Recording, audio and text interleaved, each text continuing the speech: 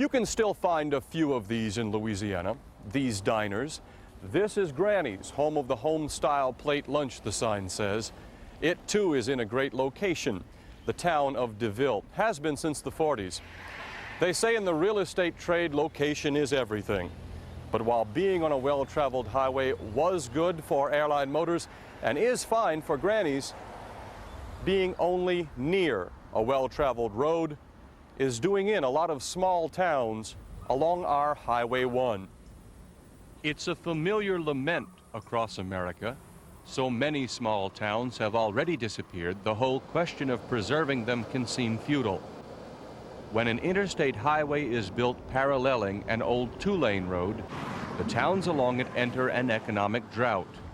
It happens every day somewhere in America. One more person leaves, one more business folds. Cars and trucks still pour through North Louisiana, but they take I-49 now, rolling past exit ramps without a second's thought to stopping. And you can well imagine they are missing something of the real Louisiana each time they decide not to roll off that comforting concrete ribbon. We might take 49 for speed, but there's something special about the original 300-mile layout we can't take for granted. Of all the roads, it's our most historic, starting, or if your perspective will allow you to say it, ending here in Grand Isle.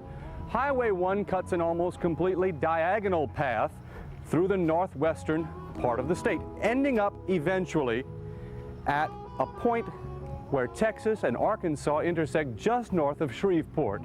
It does more than cut directly across the heart of Louisiana, it embodies it. And the people who live along Louisiana's Highway 1 talk of little else these days but how sad it is to be forgotten. Well, I run the store 20 years, and then I've been here making hamburgers since April. How has business changed?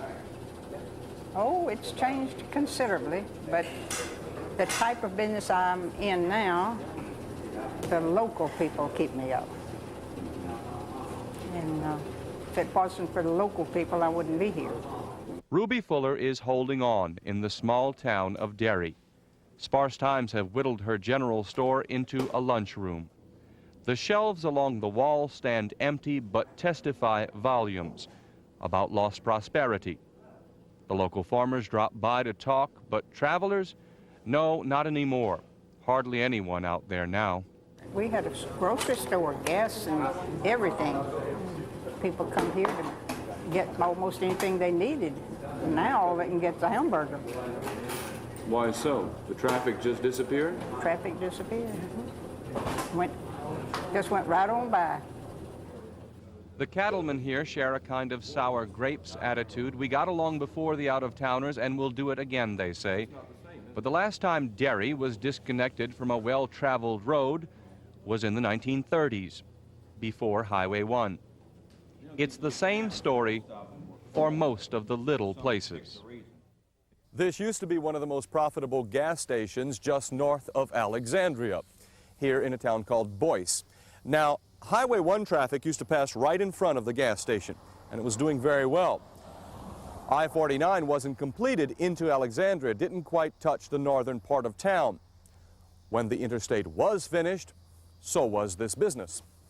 50 miles north in Armington, the corner of Highway 84 and LA 1 used to support 4 gas stations. Already one is closed, and with traffic patterns down 70 to 80%, it can't be long before one of the 3 remaining goes as well.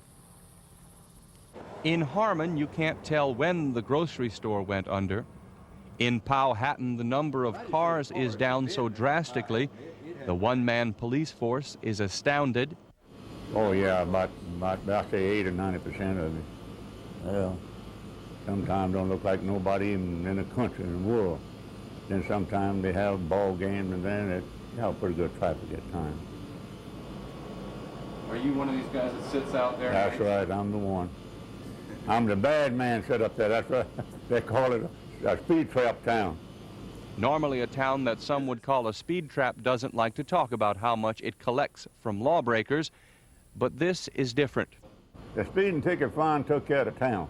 I can tell you that now. I wrote a million ticket I've seen time where I'd write 2, 3 books of them and take in maybe $15,000, $20,000 a month. I did do it. You couldn't look out the door and not see a car passing. Mm-hmm. Now there's one maybe every 15, 20, or 30 minutes. So the number of people passing on one is way down. Way down. Strangely, business at this store hasn't changed. They didn't stop. They were traveling through. Oh, they never stopped in the first place? They never stopped in the first place. Mostly all local people. Up Highway 1 a few more miles, looking for signs of life. In the 1950s, the Blue Light Inn was home to country bluesmen and rockabilly bands. It was still hopping in the 1990s, but the owner says the people who pass through looking for a good time now pass by on the way to Shreveport on I-49. The traffic on some rural highways around here is down 80% since 49 opened. But there doesn't seem to be anything anyone can do about it. To pull travelers off the interstate, you have to tell them about the place, and billboards are forbidden along Scenic 49. A tourism campaign to advertise this country charm is only just starting. That's years too late for some small towns. As sad as this abandonment seems, there are pockets of hope along some of those main streets. Yeah, I'm Joe Sampson, mayor of Natchitoches. How you doing? Let me give you one of our little souvenirs. Where y'all from? France, good. Give her one. Natchitoches. When Natchitoches Mayor Joe Sampty sees a Winnebago in his town, he flags it down and gives anyone inside a big country howdy, slapping I Love Natchitoches stickers everywhere he goes. They'd only spoke French, Joe. They didn't know you were the mayor. That's right. All right. You have to admire that sense of enthusiasm. It's a widespread feeling in this narrow river town. Instead of waiting for interstate travelers to find Natchitoches, the town went to the interstate, pushing the city limits 2 miles to meet 49 and reap taxes from a major off-ramp. Not all towns can do that, of course, but where there's a spirit of success, there must be a way. On the way south, we stopped where everyone stops, Lee's Pies in LeCompte. The owners bought a plot of land by the new interstate and thought about moving out there, but business, come to find, did not turn down.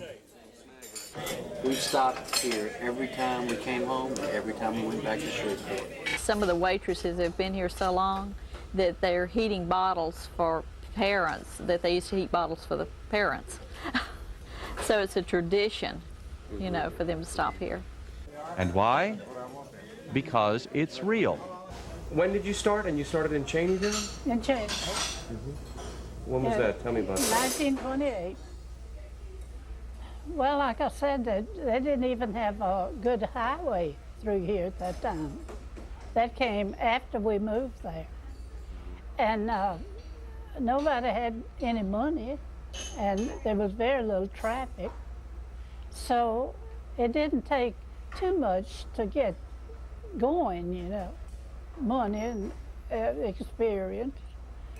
And Lee would get out on the front, and a car would come by and he'd holler at them, you know, and then some of them turn around, come back to see why he yelled at them, you know. And he'd say, well, how can you spend money with me going by here 60 miles an hour? And it would turn out to be good customers. Maybe Lee Johnson had the right idea 60 years ago. Do anything to make them slow down and look. Before we may notice it, though, many towns will be disappearing. Before that happens, there's still an opportunity to visit. Before the sun sets on another scenic highway, there is still time left in the day to travel Louisiana's road less taken.